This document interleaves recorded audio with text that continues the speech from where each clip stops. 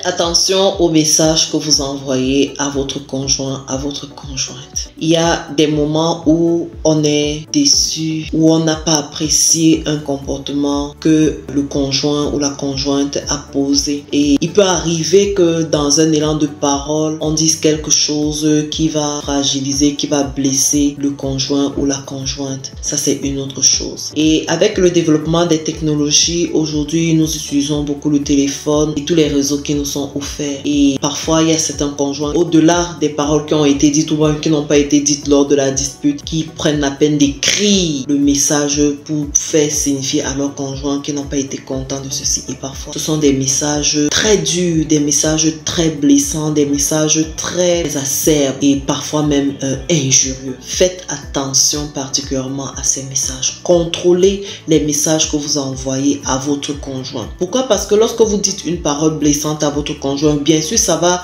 lui faire du mal et il peut ressasser ça. Mais il arrive des moments où il ou elle va se poser la question de savoir, bon, est-ce qu'il pensait même vraiment à ça? Est-ce qu'il était même vraiment, est-ce qu'elle était même vraiment sérieuse? Mais lorsque vous avez écrit un message qui est blessant, des injures, des propos déchirants que vous adressez à votre conjoint par message, sachez que il ou elle a tout le temps, toute l'opportunité de souvent les lire, de repasser là-dessus, de revoir ces messages. Il ne va pas ou elle ne va pas forcément l'effacer tout de suite. Il peut garder ça, peut décider de garder ça pour voir un peu la prochaine fois lorsqu'il y aura une autre dispute, ça peut revenir. Faites attention aux messages que vous passez à votre conjoint, à votre conjointe. Si vous voulez garder, travailler, améliorer l'harmonie et l'équilibre dans votre couple, améliorer la qualité des messages que vous envoyez à votre conjoint, améliorer la qualité des textos que vous lui envoyez. Sachez dire des choses, sachez faire la part des choses dans les messages que vous envoyez